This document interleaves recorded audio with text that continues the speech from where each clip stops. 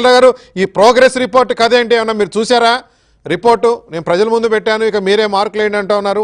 Progress report అంటే మొత్తాన్ని పుస్తకాల్ని చించి పడేసి అక్షరాలు దొరకకుండా చేసి రిజల్ట్ లేకుండా చేసి ప్రోగ్రెస్ రిపోర్టు చూడండి మీరు చూసి మార్కులు వేయండి అని అంటున్నారంటే అసలు ఎంత ధైర్యం!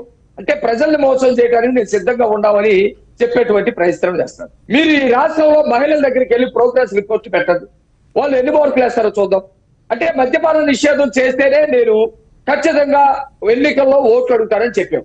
నువ్వు చెప్పు, నీ ఎగ్జామ్ పేపర్ పెట్టి నేను మద్యపాన నిషేధాన్ని చేశాను, ఈ రాష్ట్రంలో మద్యం ఎక్కడా లేదు, కల్తీ మద్యం అసలే లేదు, ఎవరు కూడా చనిపోవటం లేదు, కాబట్టి 100 మార్కులు వేయమని చెప్పేసి మహిళల దగ్గరికి వెళ్ళి అడగండి, ఏం చెప్తారు?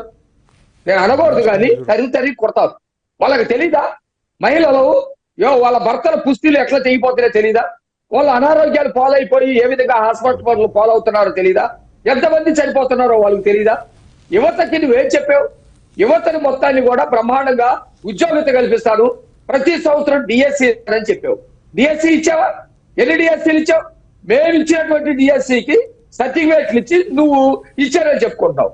ఒక్క డిఎస్సి కూడా 5 సంవత్సరాలు వేయకుండా, ఒక్క ఉద్యోగాన్ని కూడా నువ్వు ఎక్కడ ఇవ్వకుండా, ఎక్కడ ఒక్క జాబ్ క్యాలెండర్ వేయకుండా, నువ్వు ఎక్కడ యువత దగ్గరికి వెళ్ళి నేను ఉద్యోగాలు ఇచ్చాను, నాకు 100 మార్కులు వేయండి అని చెప్తారు.